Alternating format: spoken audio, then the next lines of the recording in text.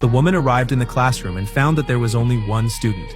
All the other students had mysteriously disappeared the night before. The police had not gotten to the bottom of the situation. This incident only occurred in her class. As a result, all the parents of the missing children believed she was responsible.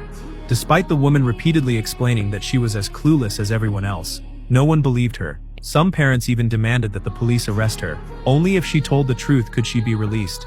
Luckily, the police were not as rash as the parents. Under police protection, she was escorted to her car. She thought she could relax a bit once she got home. However, as soon as she arrived home, she heard a dog barking outside. She cautiously looked outside the door, but saw nothing. There was nothing unusual outside the window either. Just as she was about to go back inside, the doorbell suddenly rang. She grabbed her self-defense tool and gathered her courage to step outside. There was nothing outside the door. Then she noticed that someone had painted her car with red paint. The next day, she spent a long time trying to clean the paint but couldn't.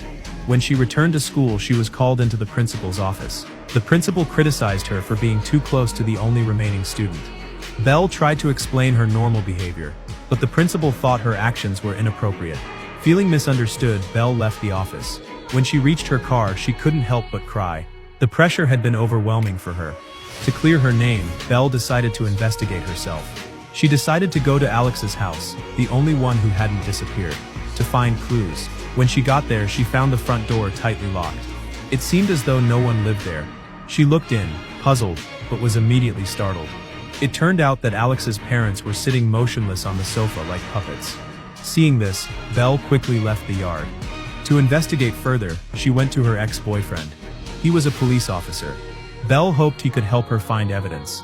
But since they had been broken up for years, he had no intention of risking anything for her. The next day, Belle had no choice but to stake out near Alex's house. She finally saw Alex. She hoped Alex would help her. But Alex seemed very resistant to her. Belle didn't give up. She kept waiting outside Alex's house until she fell asleep from exhaustion. While she was fast asleep, the door to Alex's house slowly opened. Then Alex's mother came out. She was holding something in her hands. She walked straight to Belle's car and cut off a lock of Belle's hair. But Belle didn't notice any of it. When Belle went to refuel, a parent stopped her. Belle didn't want to say anything to this parent. The parent wouldn't believe her explanation anyway. As the two of them were at a standstill, Belle suddenly looked at the distance in shock.